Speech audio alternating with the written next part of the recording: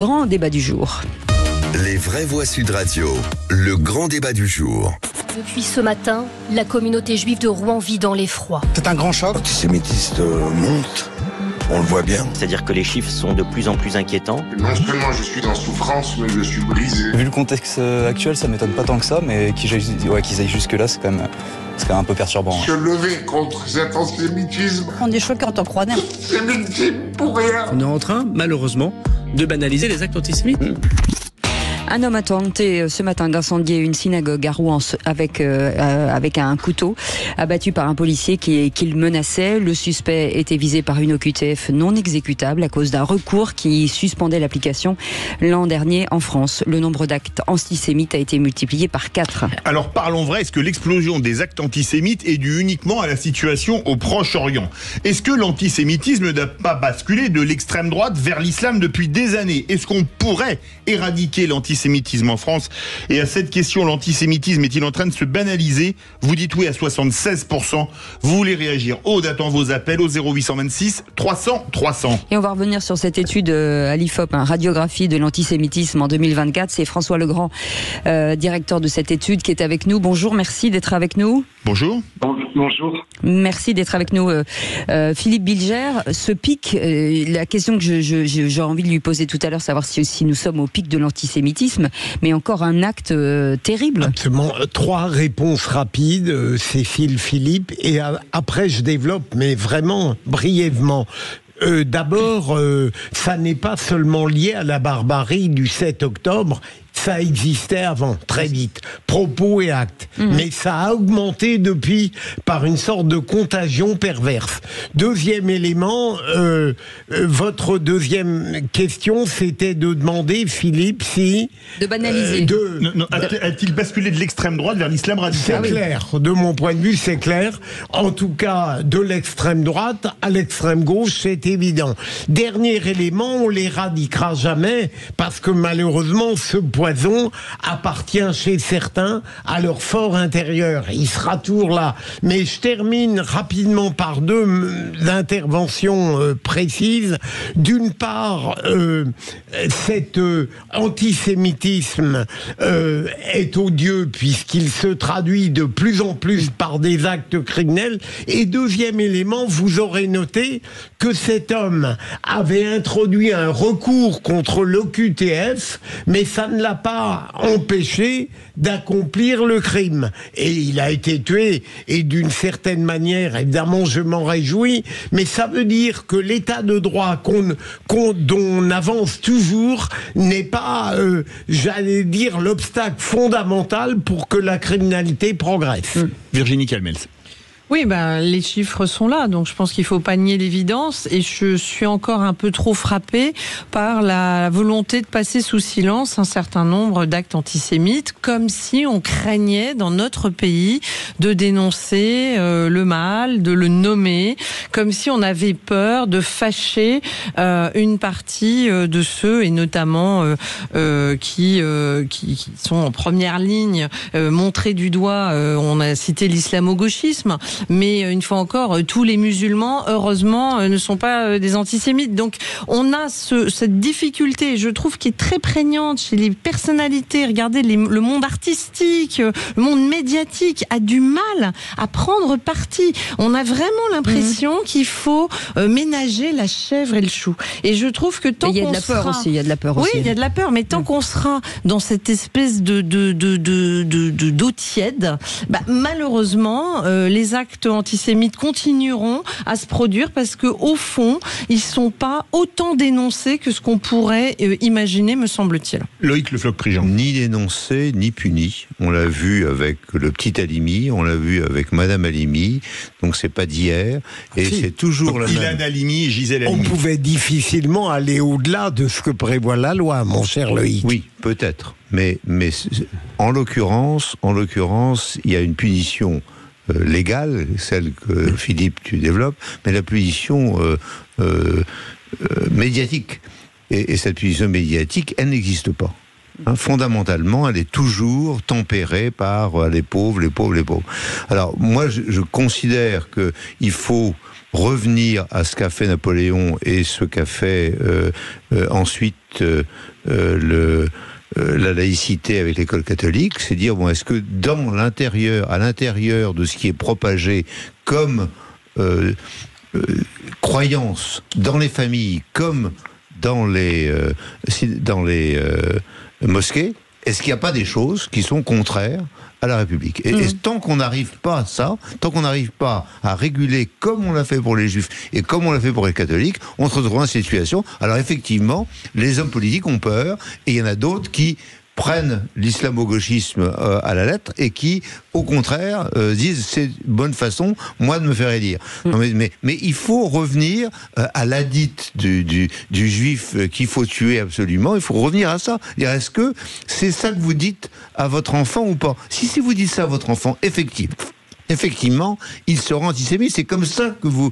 Et donc, la République a quelque chose à faire qui n'a pas été fait, et tant qu'on ne le fait pas, on aura une montée d'antisémitisme comme aujourd'hui. Est-ce que vous pensez qu'il faut sanctionner plus durement les actes antisémites? Appelez-nous au 0826 300 300. François Legrand, vous êtes directeur d'études à l'IFOP, vous avez dirigé l'étude sur l'antisémitisme, la dernière radiographie de l'antisémitisme en 2024. L'étude est sortie le 5 mai, donc il y a quelques jours.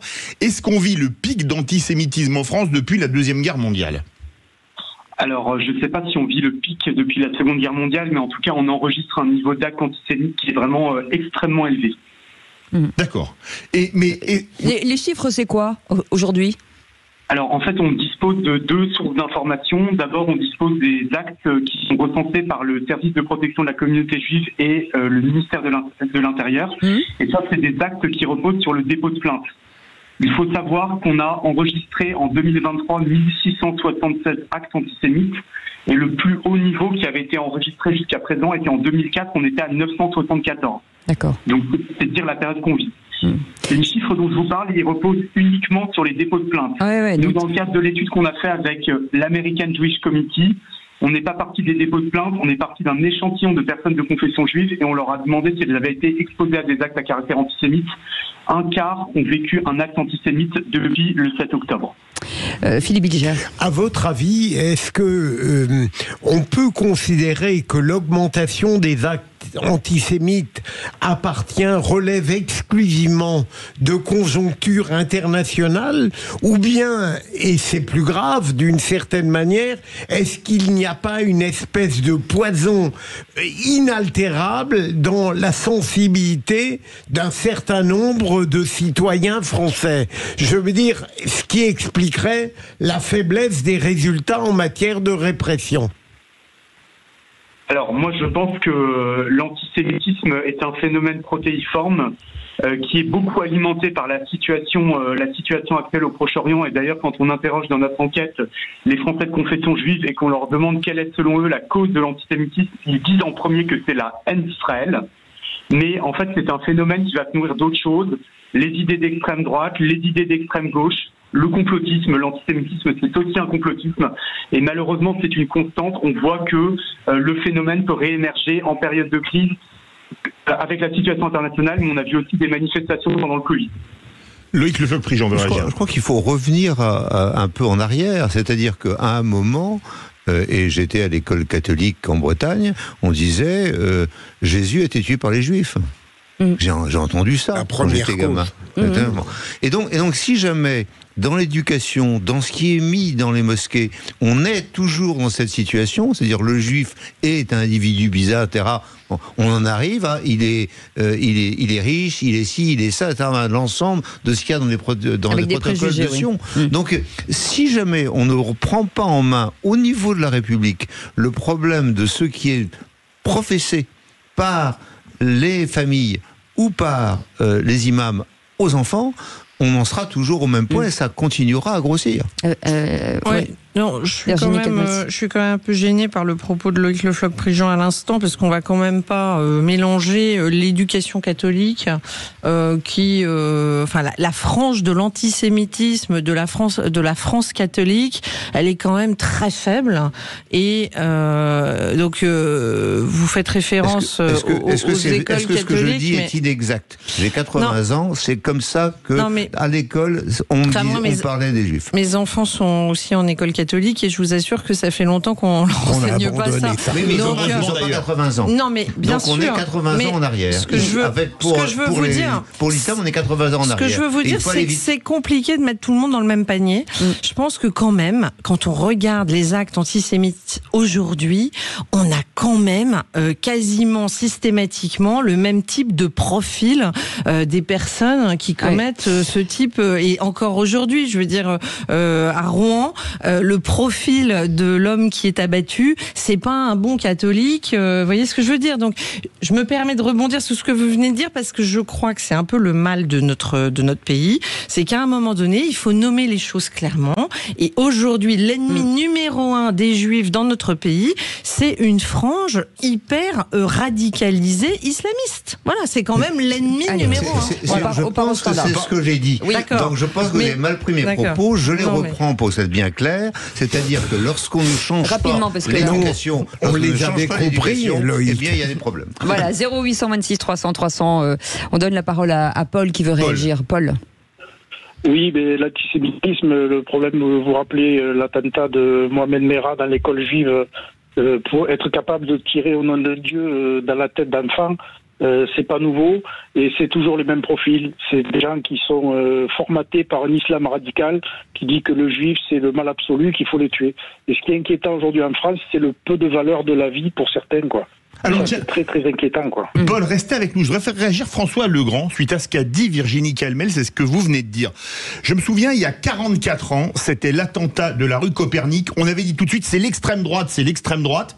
Et je me rappelle que le premier militaire tué par Mohamed Merah, on a dit c'est un skinhead, un blond avec le crâne rasé. Et inutile de dire que quand on a vu les photos de Mohamed Merah, c'était pas vraiment ce type de profil. Est-ce que quelque part, on n'a pas voulu fermer les yeux sur l'antisémitisme islamique venant du Proche-Orient depuis plus de 40 ans en disant bon, l'antisémitisme, on veut pas voir d'où il vient, c'est encore et toujours l'extrême droite, ce qui n'était déjà pas vrai à l'époque de la rue Copernic.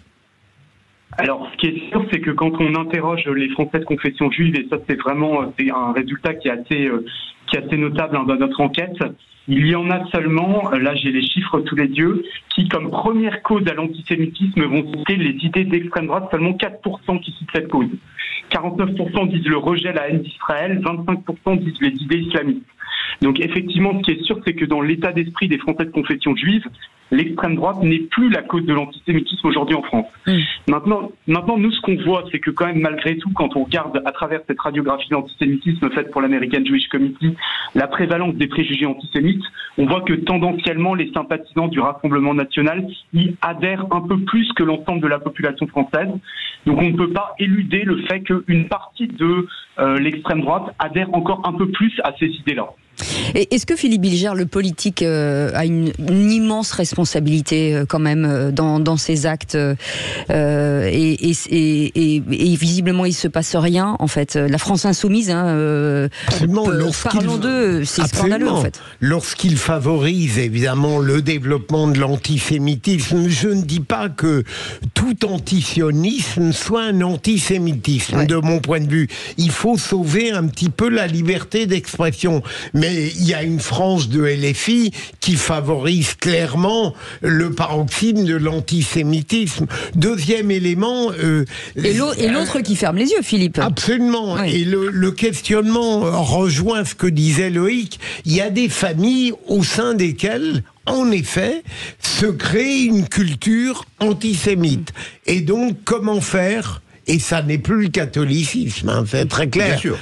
Comment faire pour que on puisse intervenir dans ces lieux de l'intimité familiale ? Est-ce que l'école, vous qui avez une école, Virginie, est-ce que l'école doit prendre ce rôle si personne ne le prend ? Oui, alors moi je suis d'avis de pas tout renvoyer à la famille quand on sait qu'il y a des familles où malheureusement on n'élève pas les enfants. Donc je sais pas si c'est l'école, en tout cas c'est pas les professeurs, mais qu'il y ait une instruction civique, qui est moi je serais d'avis qu'on développe la spiritualité. La laïcité a été dévoyée dans notre pays, c'est la négation du fait religieux, alors que la laïcité c'était au contraire le fait de pouvoir chacun exercer, pratiquer sa religion de façon apaisée. Donc oui, je pense qu'il y a probablement au sein de l'école, mais pas du corps enseignant, mais de profiter d'une école qui est accessible à tous pour essayer de revenir à des transmissions de valeurs. Mais pour Comme on avait le catéchisme avant. Exactement. Et pour répondre à votre question, Cécile, sur le rôle du politique, il faut quand même se rappeler que Emmanuel Macron, président de la République, après les événements du 7 octobre, ne va pas à la marche contre l'antisémitisme. Ce qui est un acte politique.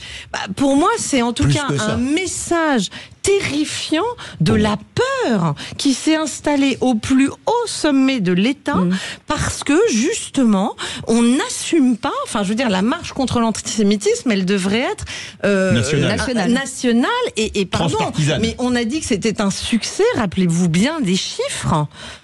C'est quand même des tout petits chiffres et on n'avait pas beaucoup de musulmans en tête de cortège. Donc on a un sujet et ce sujet malheureusement aujourd'hui au niveau politique, il n'est pas traité ou on sent un sujet de peur. Non, La République a ça devant les yeux et elle ne fait rien.